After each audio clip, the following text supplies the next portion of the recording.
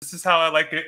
We just kind of hang out. We're starting in the fetal position, which is really relevant in a way when you think about it. Right yeah. The birth of Yeah. humanity in a new format, you know? Yeah. The birthing process. And that's actually a good place to start is I think one of the things that really stood out to me in the last Team Human podcast was when Mark was talking about change and change means death, and how in our culture, we're afraid to change because we're afraid of a death of maybe our old self, or a death of the way we used to do things, or a death of a concept that maybe we hold a little too dear to ourselves. And I don't know, I guess we're starting in the fetal position, so let's start with change and death, I guess, into what's going on right now. I don't know. Doug, what do you think? Well, I mean, where most of us are aware, we're looking at the death of a civilization. I mean, and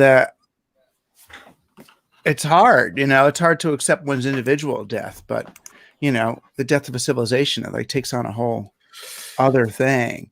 And it doesn't mean the death of humanity or the death of life, but this sort of Western conquistador mentality is, it's reached its limits. That's part of what my work's been about lately is, that even the billionaire tech bro, colonialists are realizing that they're going to get hoisted on their own petard. They can't escape from the externalized harm that they've been creating for the last however couple thousand years, depending on how you look at it, or longer.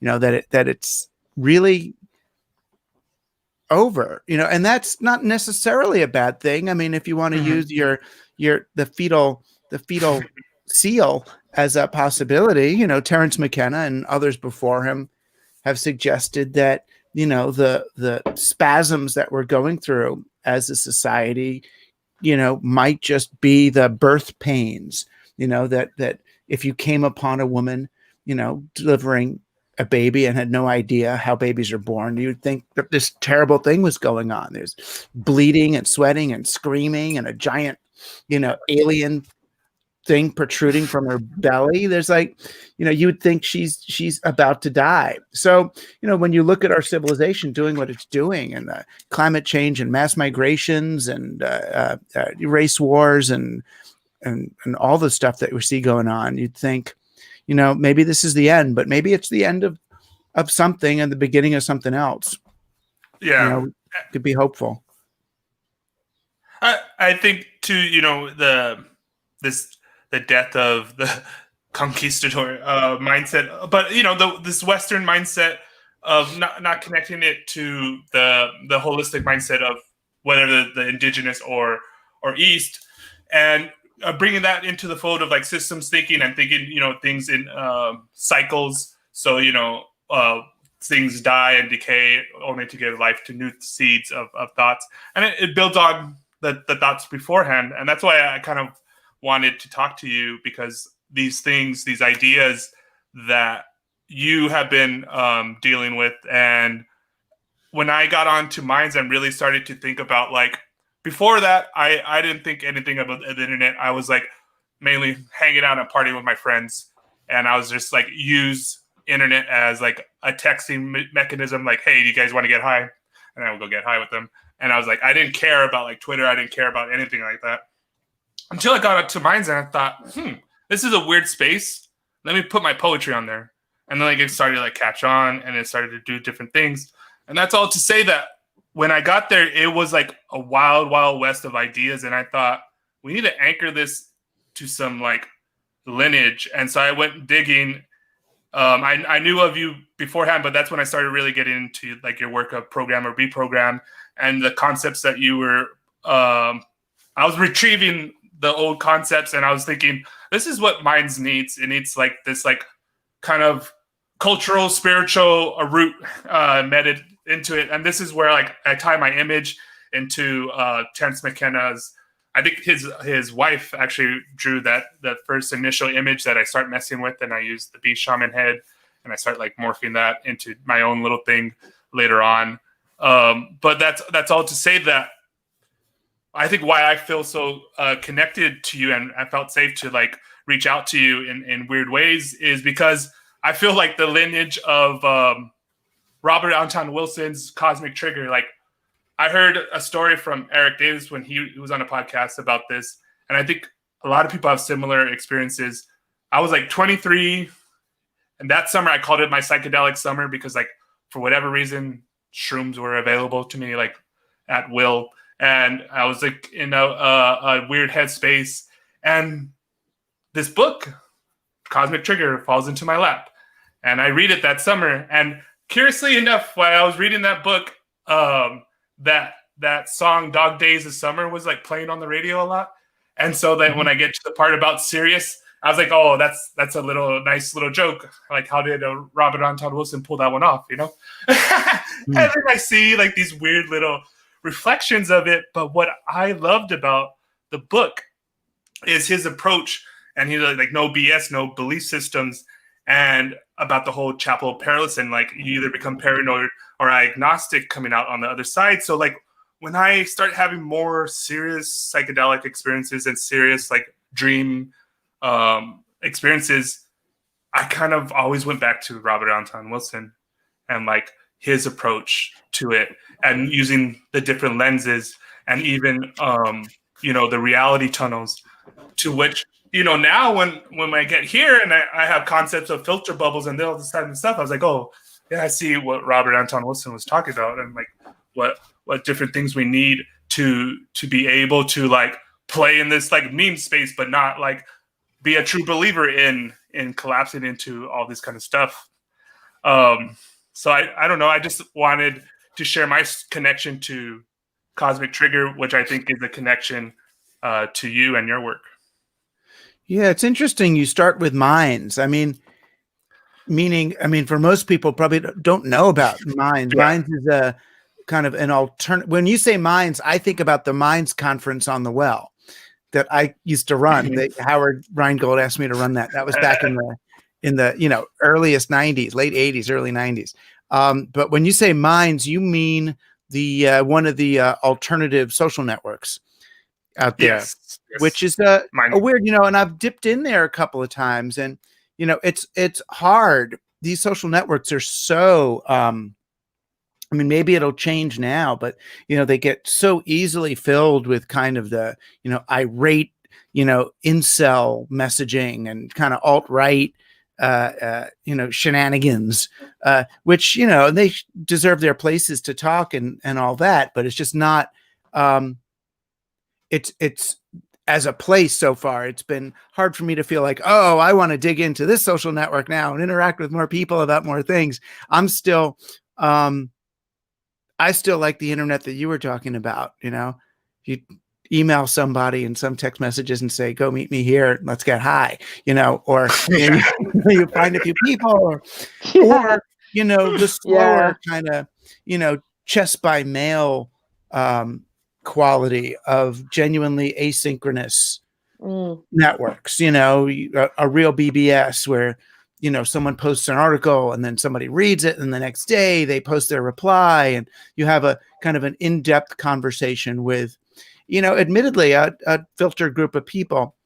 And then I guess there's some live now, I haven't really done the Clubhouse thing, but I imagine it points to these spaces like on Discord, you can have these audio rooms and places you can go and all.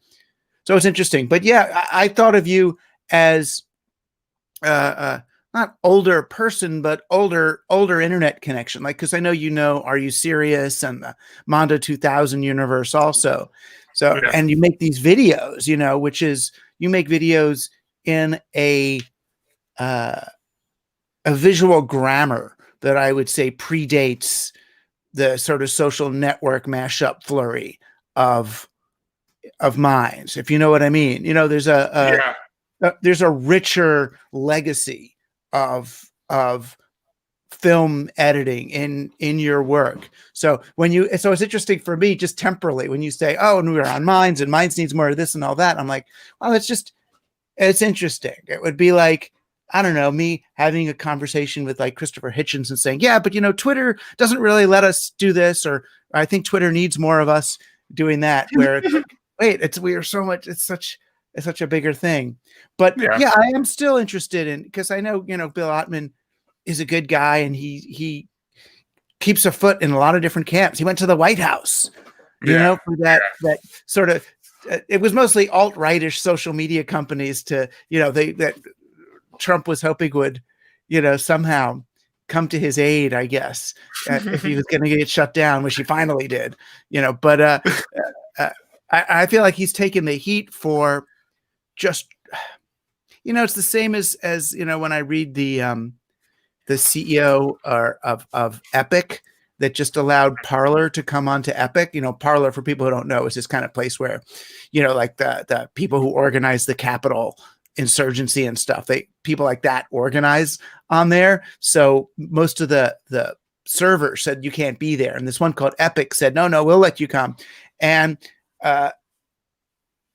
the reason why they want it is because they think, let's house these people and kind of love bomb them, just be there and rather than have them just go off into some secret horrible corner and make bomb plots. Let's have them in a more public space where we can actually engage. So it's an interesting. It's just a whole interesting set of questions, and I just don't feel like we're talking about stuff like the rebirth of humanity in a new context, and psychedelics, and number 23, and Robert Anton Wilson, and all. And I just don't. When I talk about that, somehow Minds, the social network, doesn't come to mind as the landscape that engenders that sort of rich, open thinking. Although I would be certainly open to it being that. That's interesting. I understand what you're saying, because I'm kind of talking, and I'm even talking about like making this weird little movie on Minds about, and I call it the Minds Underground, because there is the perception of what Minds is, and I've been on Minds since 2015, and in that time it was wild. Like what you were talking about, like the wild, like that's how we were. Like I remember jumping on like thread after thread after thread, talking about like quantum physics, and then talking about blockchain. And I didn't know what blockchain was at the time, and then I started a podcast on blockchain, and I learned about blockchain, and then that paid off like 3 years later. I got some Ethereum, but like all these weird, wild ideas I got exposed to, and at that time, it was anything was possible. Like when Hunter S. Thompson says like you had to be there in the moment when the water crest, and I was like, that's how I felt like in that moment of the beginning of Minds, and I'm like, that's why like I kind of like nostalgically hold on to that moment. Right. It's interesting. Yeah, it's almost like it recapitulated the trajectory of the internet itself. That it starts out open-minded and crazy and this, and then ends up getting kind of hijacked by one group or hijacked by another, and and we always then go talk about those good old days and how do you maintain it's like with your favorite band, when they were a garage band playing in your local bar, and then by the time they get on MTV and are at stadiums, it's like, oh, this isn't what it really is. These people don't know. Yeah. It's hard. I mean, a few bands hung on to it. The Grateful Dead, by hook or by crook. I guess by refusing to get better, on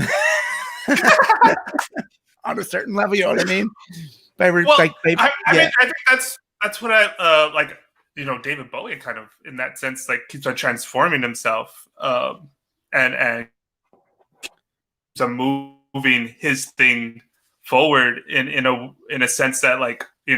As an artist is really something to look at. Like whoa, he like achieved this like great like every so transforming himself and keeping like relevant and even keeping to like evolving his sound. Yeah, and it's interesting. But you could look at him versus say Madonna, who did the same thing. I feel like with Bowie doing it, I feel like he was almost killing the last incarnation in order to have a new one, as opposed to, I always felt like Madonna, it was a bit more of a commercial thing of like, okay, I've used up this one. I better come up with, something else to titillate them, like some kind of extended strip tease.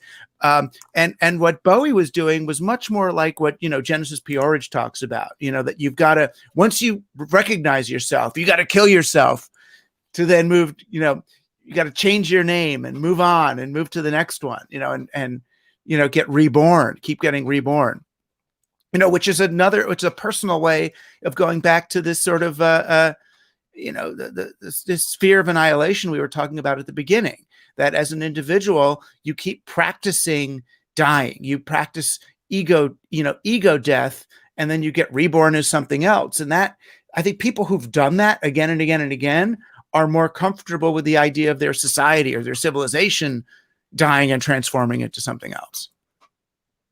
Mm-hmm.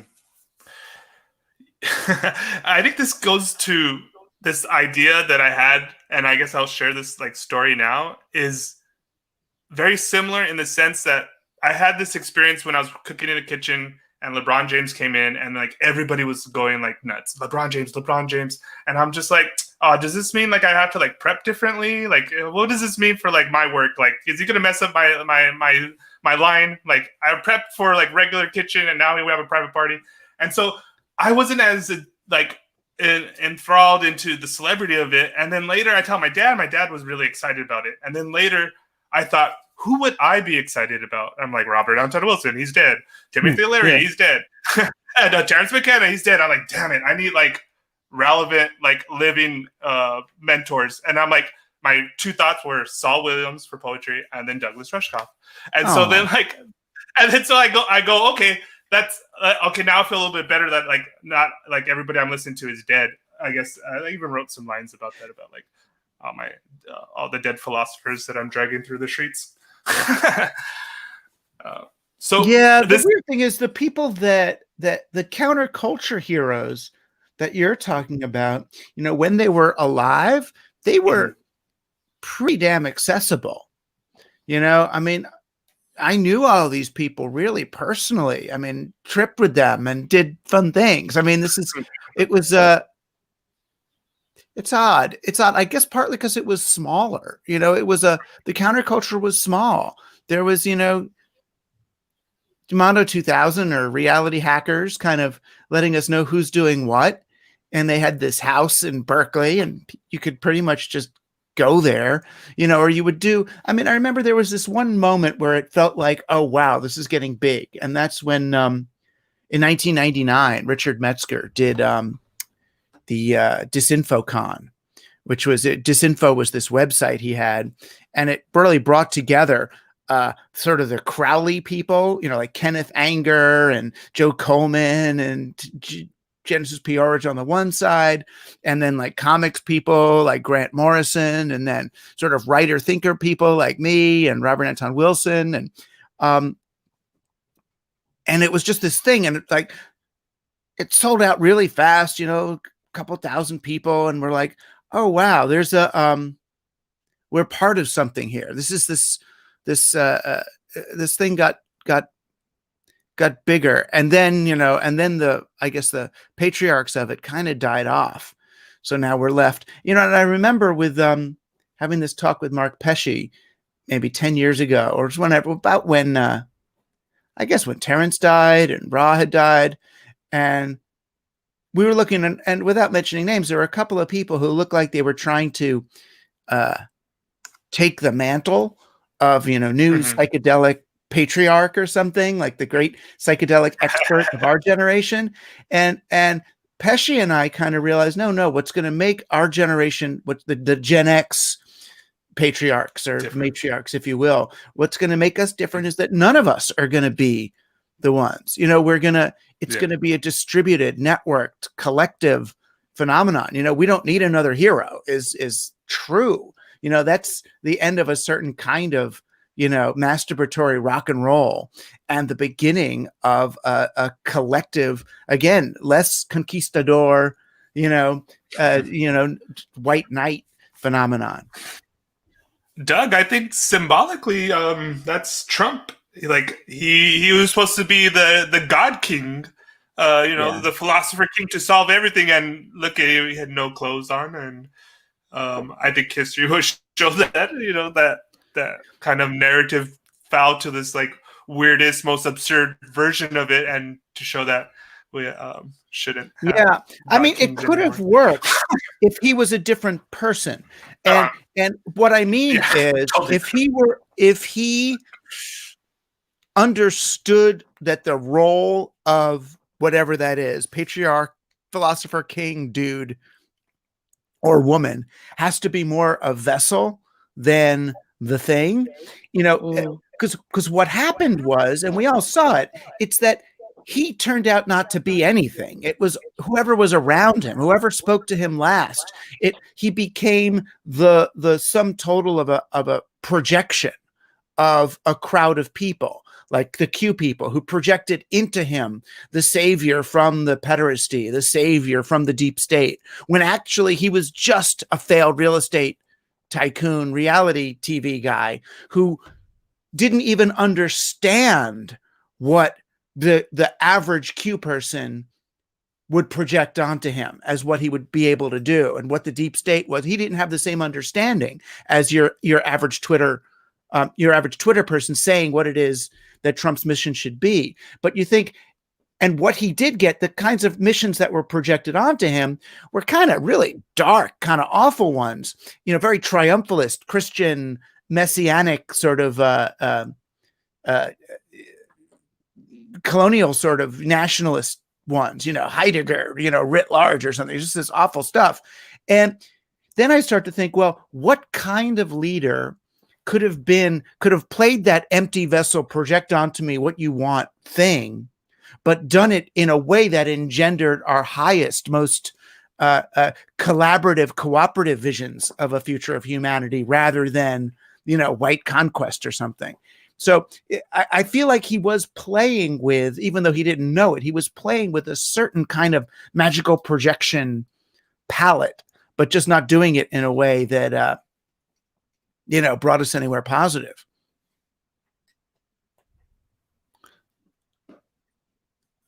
I think your image froze. We're still recording, though. So, Meg, what are you thinking? Yeah, well, the whole thing, the whole thing about the internet is like, to me, it's like a one great big virtual reality platform. And it kind of brings me on to think about this movie that had a huge effect on me as a kid, Tron, which came out in 1982. I think I saw the movie for the first time probably a few years after its release in 1982. So I was 6 in 1982. So I'm a Gen X, latchkey kid person. So I think I was probably about 8 years old when I first saw it. But the first thing I noticed about Tron was it had this very distinctive visual style. And this kind of immediately pulled me into the program, for a good turn of phrase. And putting it mildly, I was kind of mesmerized by that film. I thought it was amazing. It had a massive effect on me. It kind of got me thinking, what if it could be possible, for human beings to enter a game, a gaming situation, VR, whatever, virtual reality, and actually become part of it, rather than, controlling the characters within the game from the outside looking in. So, of course, my ability to perceive this as a young child in the 1980s was kind of akin to the TV being like a portal whereby the person enters the game through the television screen. Right. That was how I initially viewed it. And I obviously at that time, although I didn't have a term for it, I was thinking along the lines of virtual reality. And that concept fascinated me. So, and then, fast forward a bit, as an adult, I look at the movie Tron and I don't know if it was for everybody, but Meg was pretty choppy right there. I sent her a message and I got kicked out of the room. But I know what Meg was talking about, Tron, and like going into the video game. And I think this connects to an article that we were reading on the Team Human Discord about like QAnon from a gamer, a game designer's point of view. Yeah. Yeah. Yeah, I mean, I was talking about that since the beginning of Q. I mean, I'm glad that a real gamer a game designer has agreed. But yeah, from the beginning, it's basically been a LARP, a live action role playing game, and I mean, Yeah. there's a bunch of shifts in the media universe that made that possible. I mean, one was the having a reality TV star become president and to have politics turn into reality TV. I mean, that's sort of was one of the crossover points. But yeah, the brilliance of Q is what they would do. The original Q writers is throw out a few Q drops, which are just these points. It was like they wouldn't tell a story. They would leave a few data points and then let the audience, as if they were doing fan fiction, try to assemble the story from it. So you ended up with an online phenomenon that was a bit like those first 4 or 5 weeks of when Westworld was airing on HBO and nobody knew quite what was going on. And people would go into chat rooms and have long conversations and say, oh no, this person is in the movie, this person's not in the simulation, and this is a robot, and that one's going to turn out to be a human, and then what's in the outside world. So they kind of world build as amateurs outside the fiction and try to figure it out before the climax happens.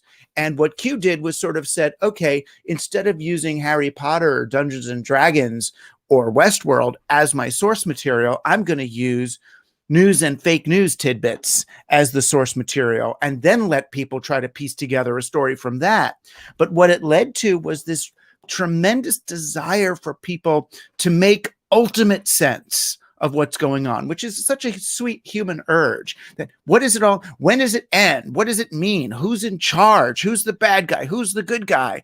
And when will the story reach its climax and God comes down and saves us all and the thing happens and all the pederasts are exposed and all the bad go to hell and the good go to heaven? And it's like, sorry, but that's the narrative. That's the story ending climax thing you just don't get in the real world. There is no thing. There's no eschatology to it. It's not, you're not going to get to it.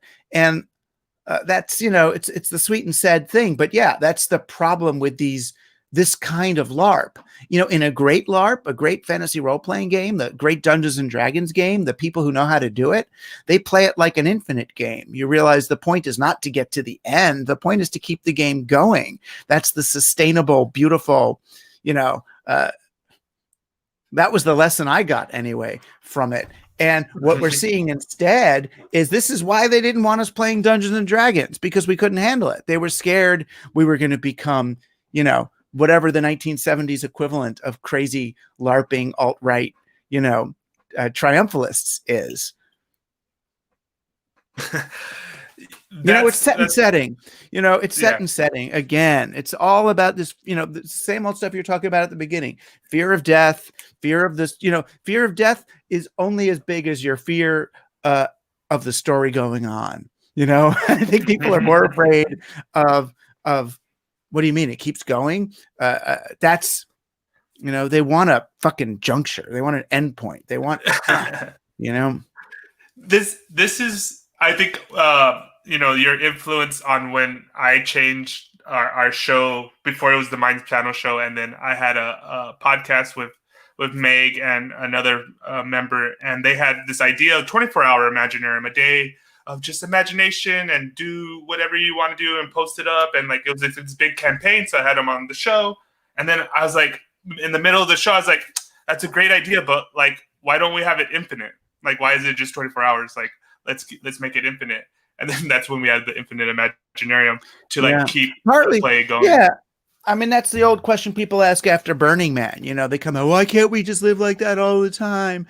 Or, when people, just pass the peak of an acid trip and they have the first moment of come down and then they go, they spend the next 6 hours like, oh, how do we stay there? How do we, which is the problem with LSD. It's so, for many anyway, it's so linear. It's so, it's such a heroic arc.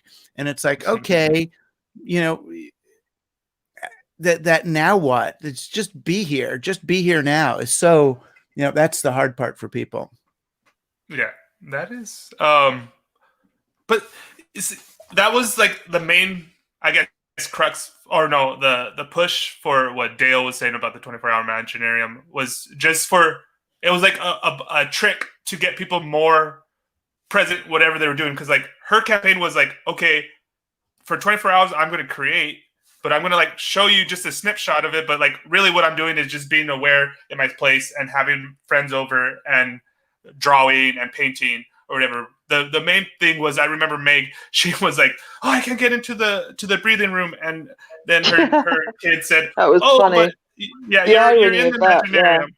And so like what we learned It's like always, you don't need to get into a physical room. You're already in the Imaginarium because it's in your brain.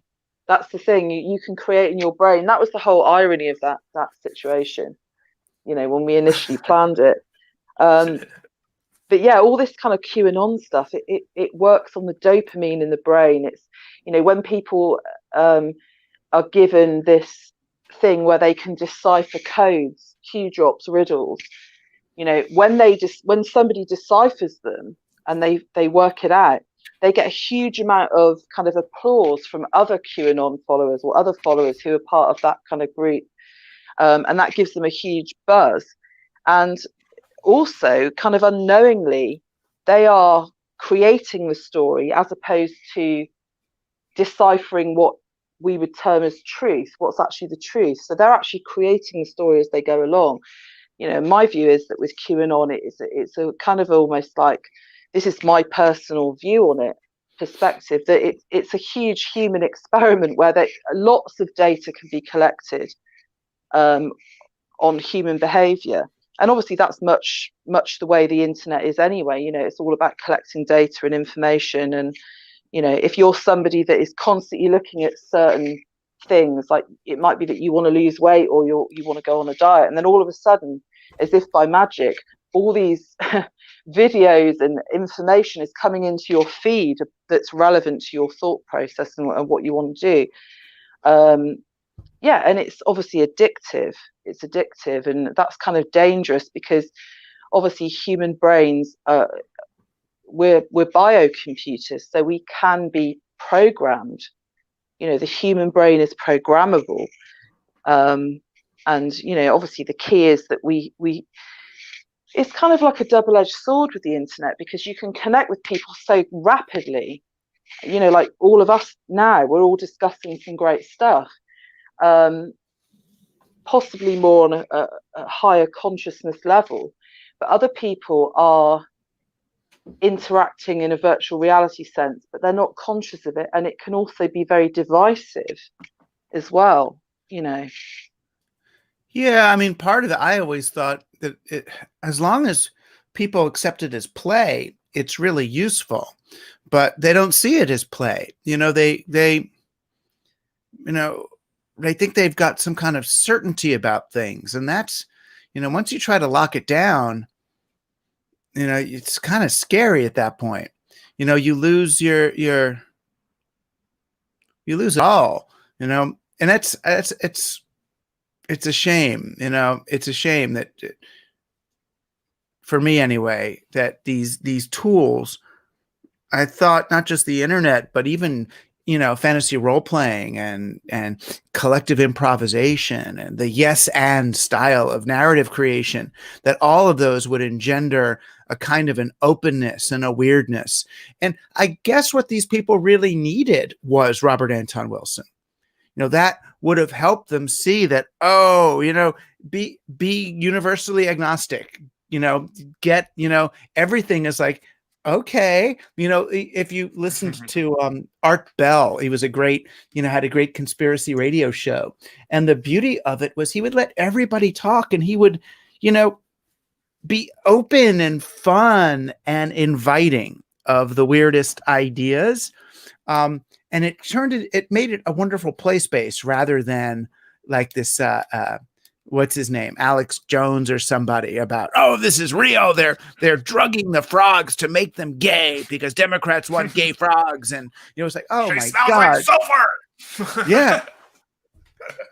But You I know, think this is what happens with wisdom texts and sacred texts when they get turned into like they're literal, like then they become into like a religion, and then like you have to like follow the literal like, oh, the Bible is literal, and you have to take this like instead of engendering it as like poetry or art. And I think this is one concept early on I got from you was about the Old Testament as source code for everything.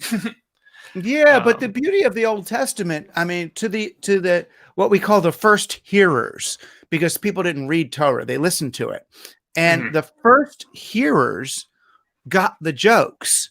You know, the first hearers understood that Jacob's 12 sons, you know, that each one of them was almost a racist, satirical description of one of the tribes. So, you know, Benjamin was like the Benjaminites, and you know, Joseph was like the Judah was like the Judeans, and you know, so there'd be like Simeon would be the really warlike one. It was because the Simeon tribe was a warlike tribe, but they knew that there weren't like these brothers. They understood that this was a myth for these disparate tribes to consider themselves one people and to sort of, you know, to collaboratively run the you know, whatever their, you know, Palestine at the time. So it was it's funny, and it's only we later who look at it so literally. But you know, the amazing thing is, you know, so I write this book. I'm going to try to republish it myself now. I wrote this book called Nothing Sacred, which looked at that sort of element of Judaism. The idea of Judaism was that you don't have any idols, and everything you can tear down, and you keep re-examining everything. And in there, I'm talking about how the Jews currently mistake these stories, these wonderful allegories and metaphors for reality. And part of the reason they do, sadly, is because they're trying to use Torah and lines of Torah as land claim to say, oh, look, God says we own this piece of land, therefore this is ours, you know. And it's like, so when you need the Torah to be a literal legal document guaranteeing a piece of land, then it loses its hyperdimensional quality. It loses its because this is really deep stuff. I mean, you think that you know, something that Crowley wrote is deep and multidimensional. Well, these dudes, you know, over the 1,000 years or whatever they wrote these stories, it got some pretty deep shit going on in there. But you lose access to it if you take it literally. Then it's no longer this thing. You collapse it, you know, right? Like, so it's like what they're talking about is well, I guess now we're gonna call it hyperspace or whatever, visible landscape. That's like the ocean of possibilities. That's, you know, when you get there in the dream time, like it's this whole like wave of information, and then you know, you collapse it down in here, but it's just pointing back towards that. And this is kind of funny because I was talking to my other friend about this, and I think it's similar in the respect of what you're saying about how they were hearing it. And like, you know, when you go and see somebody like a comic and they tell their jokes in real time, you get a feel of like what the audience is going on. Like there's a whole set and setting that happens within the clubhouse and they're telling their jokes, but then you isolate a portion of their joke and then you put it on the internet, and then it loses all context of it, and then it gets obscured. So, you know, when you're talking about the oral tradition versus then when it gets collapsed down to the written tradition, and then now, you know, fast forward where we have the internet is a horrible way, and texting is a horrible way to communicate. You can't get tone or whatever. So like a lot of jokes like fall, and then even to miscommunications, you're not too sure if that person really gets what words you're using.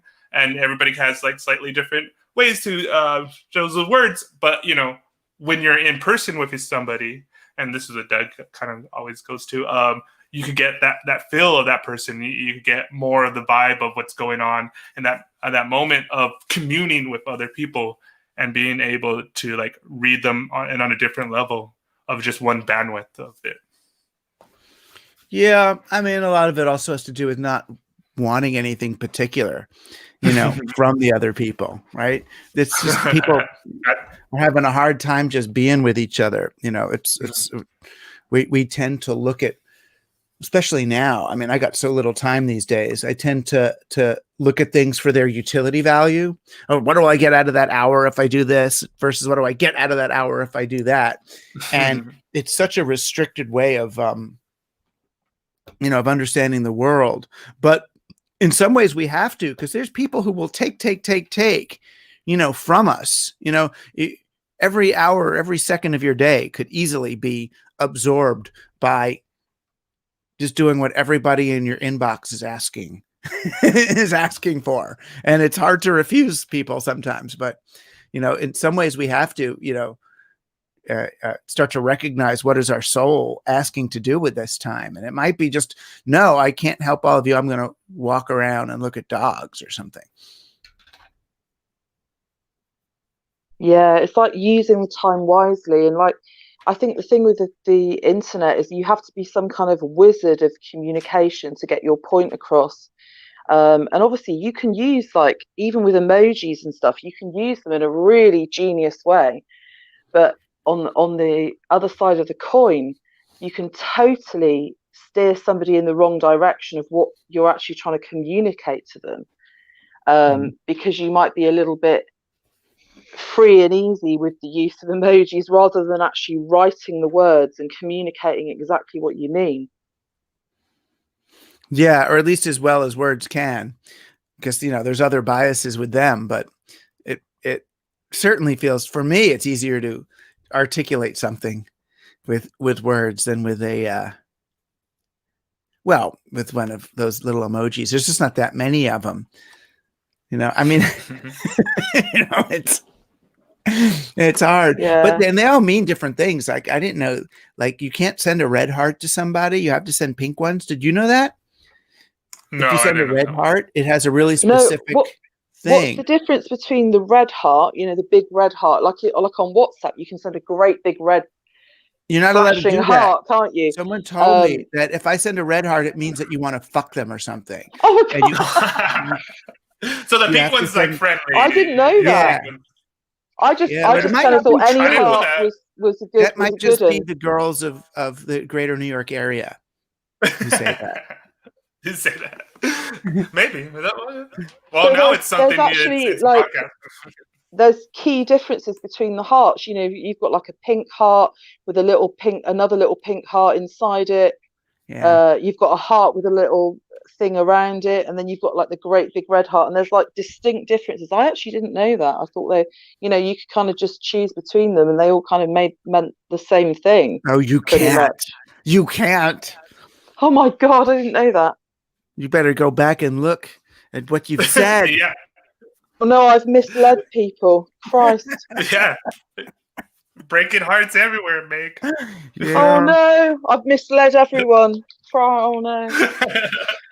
Yeah, I mean, the emoji thing, as I said, you can be very creative with emojis if you're good with words and you're a bit of a verbal wizard.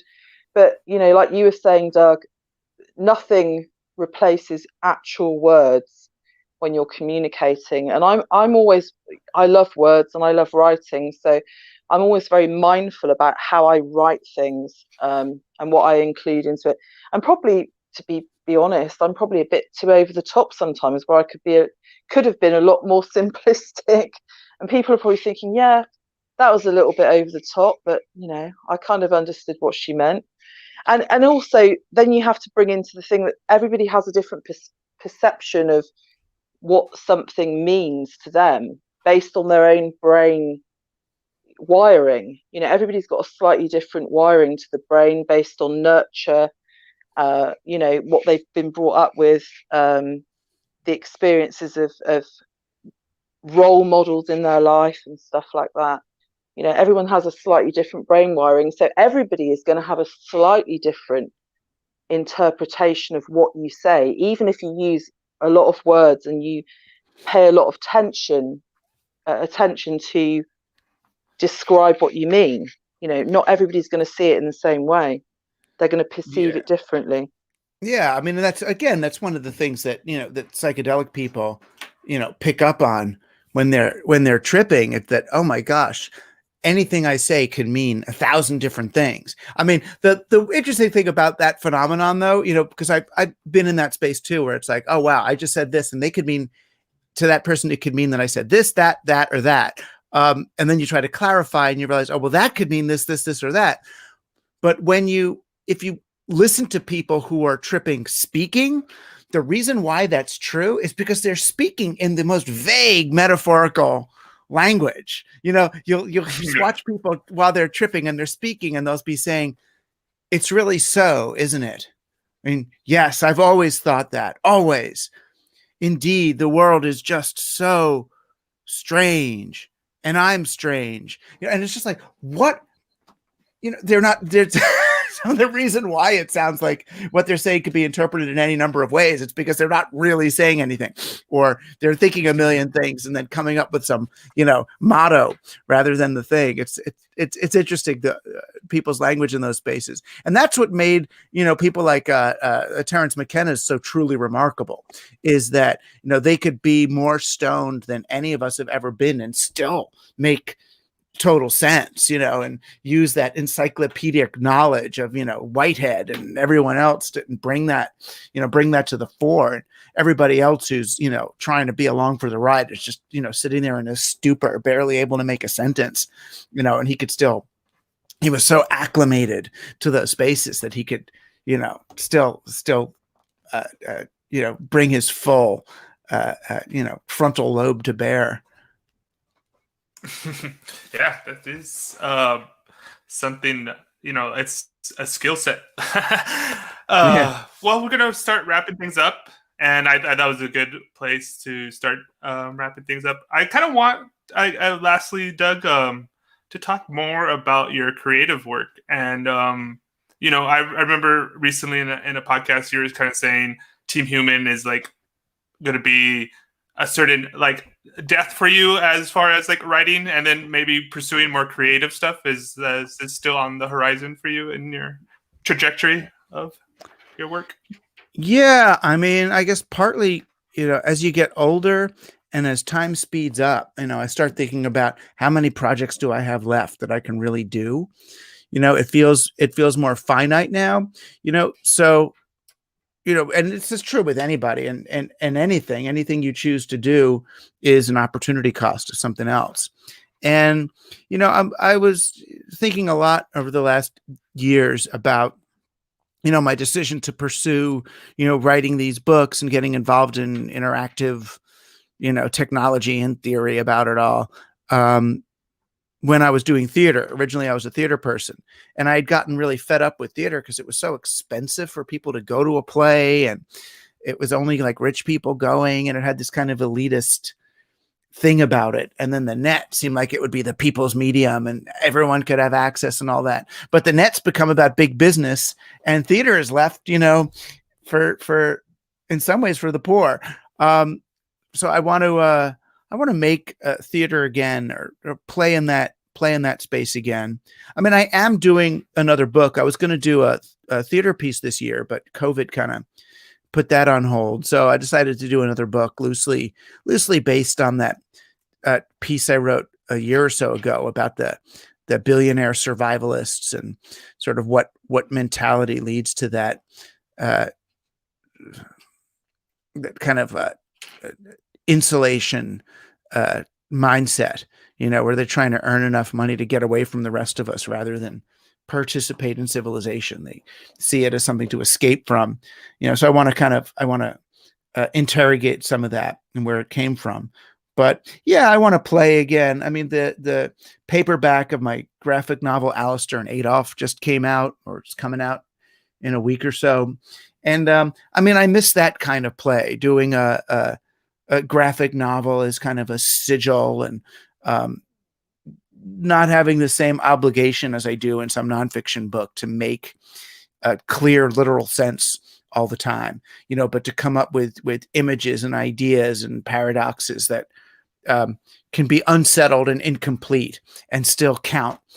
So yeah, I want to start playing in some of those spaces. I really enjoyed working with this guy, Mike Oming, who's a graphic artist. I might get involved in the documentary space again. There's some interest for that. But again, documentaries, for the most part, are supposed to be like journalism, and I'd like to do a documentary that's not, that can tell deeper truths than the sort of historical, literal things that I could tell in a more journalistic piece.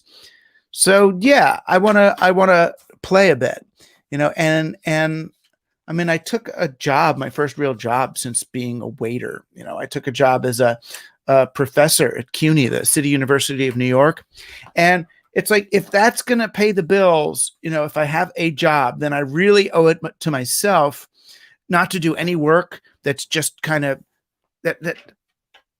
that's for the gig. In other words, don't write articles because they're offering money. Don't do a talk because there's cash in it, because I got the cash, right? I've got the teaching job is enough to get by.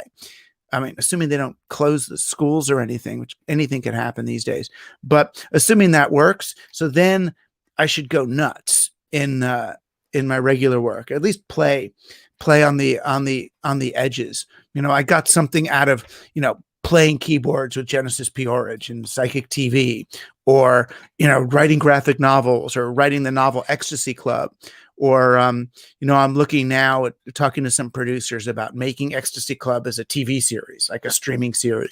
So something just, I kind of want to play in some fun, weird way rather than, do something important. Can I was doing a deep dive on you and reading different things, and I was actually reading the DisinfoCon interview, and in it I had this idea of a TV series for you.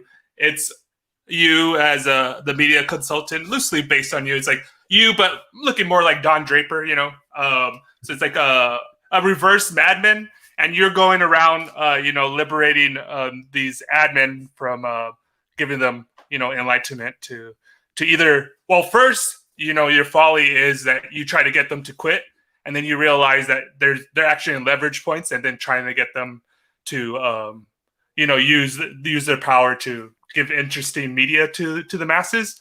But then it leads to you actually manifesting that commercial of Pepsi giving it to the riot police. You remember that commercial?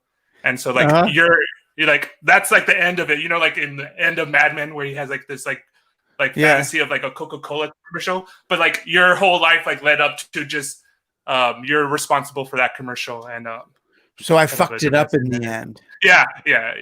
Well, though, on a certain level, what's that woman's name? Kylie? Is that Kylie Jenner or Caitlyn Jenner? Kylie. Yeah. Caitlyn Jenner. It's a Jenner person. It's not a Kardashian. It's a Jenner. Yeah. People get pissed off if I say something like this, but what the heck? I feel like she didn't just reveal Pepsi's desperate attitude to co-opt a trend and reduce a trend to fashion, but she kind of revealed how much of youth protest is fashion. In a certain way. I mean, BLM is real. I mean, it's real, and these are real causes, and George Floyd, and it's all real.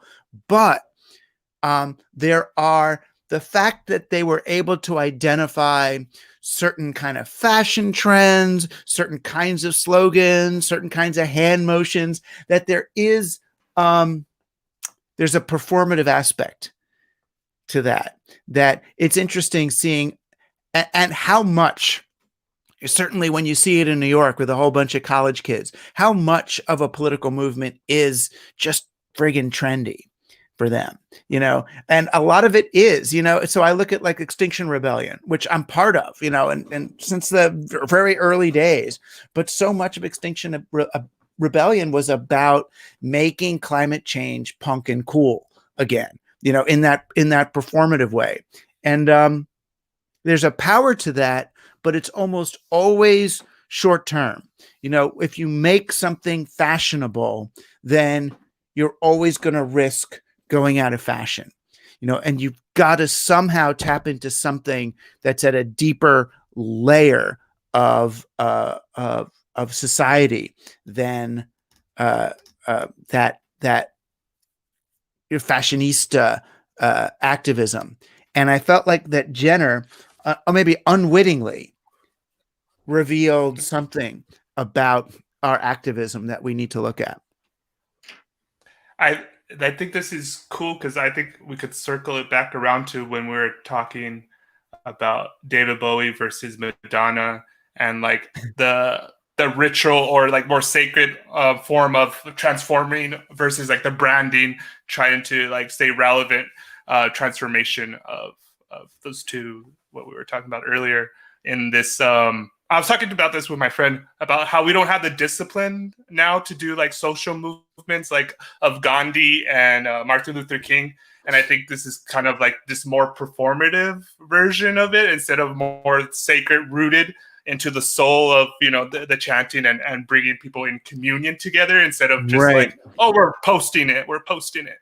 To the quintessential also, of the Capitol was just memeing each other to death, like when they stormed the Capitol. And it speaks to an impatience, you know, there's an, because we'll say, as I've said before, I've said, right, well, what about Gandhi, Martin Luther King, and Mandela, and, you know, that kind of activism, that rooted spiritual activism, and say, oh, well, yeah, but look, that didn't work. You know, look where we are. And I'm like, no, it did work. It's just, we got to keep going. Of course it worked. It's just, it's not over. You know, it's like, so it's not like, oh, no, let's switch the channel and try something, you know, faster. And I was like, sorry. Yeah, it's the slow, steady progress, right? Of it's hard to see that only when you kind of look back. Yeah, you want instant results. You know, it's like you may not get it in your lifetime, even. You know. Yeah, and this is, I think what's important about the lineage and what you're saying about like my media seems, or I seem to be older than what I guess the perception is because of kind of trying to get rooted in something more than just what's happening right now, that like these ideas are connected and there's lineage to all these ideas and what this whole human project is about, you know. So thank you for your time, Doug. Indeed. It was fun to have you here. Well, thank you. Thanks for all the stuff you've done. I've loved the videos you made, particularly, of course, the ones interpretations of Team Human monologues and other stuff. They're you know, they're really cool. I mean, I've been influenced by, you know, the cut up method. And then when, you know, you had that talk with Genesis, it was just like, I'm going to even like double down more on like cutting up your stuff to bring that out. I know we got these, you know, we got these 3 bonus episodes we're putting out now, which is the audio cassette recording of my like 6-hour conversation with Genesis when I first met him. And we were driving from San Francisco to LA. I mean, and it's so funny, but it's like they're the trailheads for everything we ended up working on over the next 20, 30 years. So it's fun. Yeah. Heck yeah. All right, well, cool. Well, it's great to meet you. It's great to meet you, Curry Hobo, and Meg.